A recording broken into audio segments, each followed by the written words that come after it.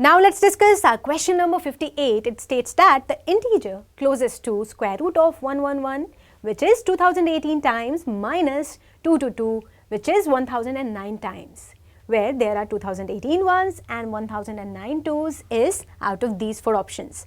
So when you observe this given expression, here this could be simplified and written as 999 so on 2018 times upon 9 minus 2 into 999 1009 times upon 9. So you can see here this is a value which could be simplified using the geometric progression as 10 raised to the power 2018 minus 1 upon 9, while this expression could be reduced to 10 raised to the power 1009 minus 1 upon 9. Here you can see I have a square root over this whole. So here 9 can be taken as LCM, and when you simplify this, the denominator 9 will come out of the root as 1 upon 3, and this will reduce to.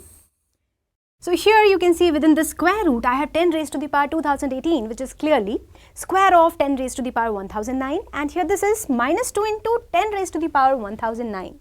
And rest, when this is simplified, this becomes plus 1. So this is of the form a square minus 2ab plus b squared, where it could be written as a minus b whole square 10 raised to the power 1009 minus 1 whole square. So this is a perfect square, it will come out of the root and you will obtain here the value 10 raised to the power 1009 minus 1 whole upon 3. So here I am getting a value closest to nearest integer, which is this. So this expression simply gives you a value to the integer closest is simply found in option number 1. So here the correct answer for this question is option A. You can mark here the answer as option A for question number 58. I hope this question is clear to you. Now let's proceed to our next question. Now let's discuss here question number 59. It states here that in a triangle ABC, a point D on AB is such that AD is to AB is equal to 1:4 and D is parallel to BC with E on AC.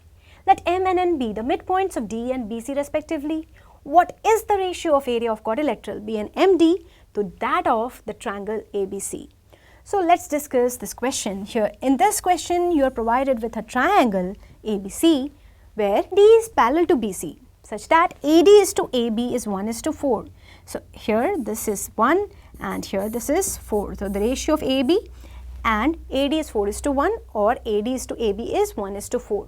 Taking that into consideration, here you can see D is parallel to BC, so this angle and this angle will be equal.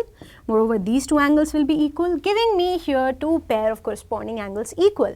So I can say here that triangle ADE is definitely similar to triangle ABC by angle-angle similarity.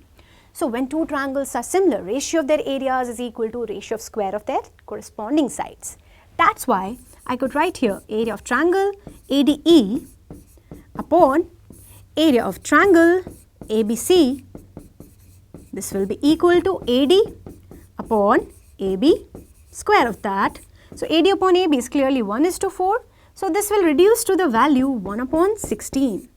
So if this portion is x and the whole area of the triangle is, let's say, 15x, I could write here that area of BCED, this trapezium BCED will be definitely equal to 15/16 times the area of the ABC triangle. So here BCED is equal to 15/16 times area of this triangle ABC. But when you observe this point M and N, these are the midpoints of the side DE and BC. Here BCED is a trapezium and here you know that area of trapezium is half of the altitude into sum of the parallel sides. When we consider here this side BN and this side DM of the trapezium BNMD, that are half of the DE and BC.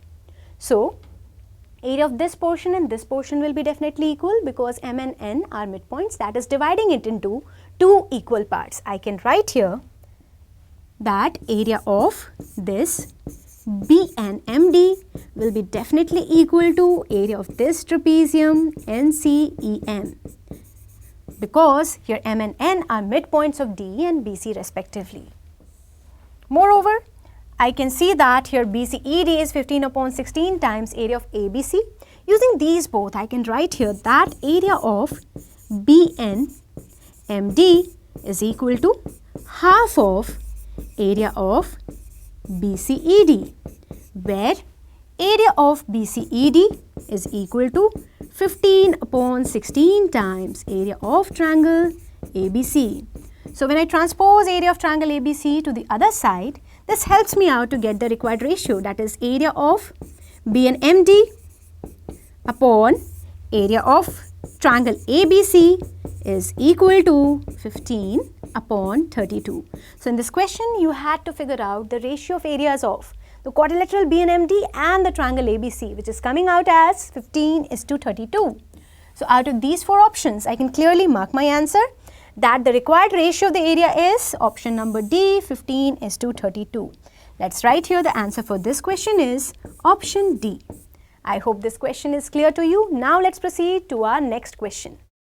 Now let's discuss the question number 60. It states here that the number of distinct integers in this collection, which is 10 square upon 1, 10 square upon 2, 10 square upon 3, so on till 10 square upon 20. That is, we have the collection of 20 terms where this symbol is representing the largest integer not exceeding x. So here, if you want to figure out the value of this expression, here this is representing the largest integer not exceeding this value. So very first term is 10 square, which is 100. So its value will be 100 because that is not exceeding 100. Then we have here 10 square upon 2, that is equal to 50. It is itself an integer, so its value will be 50. Then we have 10 square upon 3, that is 100 upon 3. This is equal to 33.33 and so on. So its value will be not exceeding 33, so its value will be equal to 33. In similar manner, we obtain the value of all 20 terms.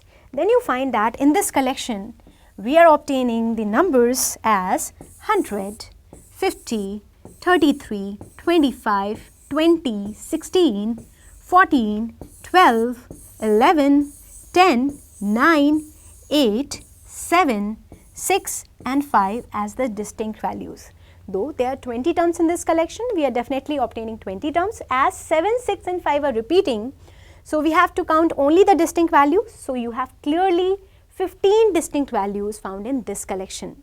So out of the four options given in this question, I can clearly say that the number of distinct integers in this collection is equal to 15. So here you can see I can definitely mark your answer as the option D. So the correct answer for this question is option D. So here the correct answer is option D. I hope this question is clear to you. So we have discussed all the questions of mathematics part of today's NSEJS exam. I hope all the questions were clear to you. All the best for your exam results. Thank you.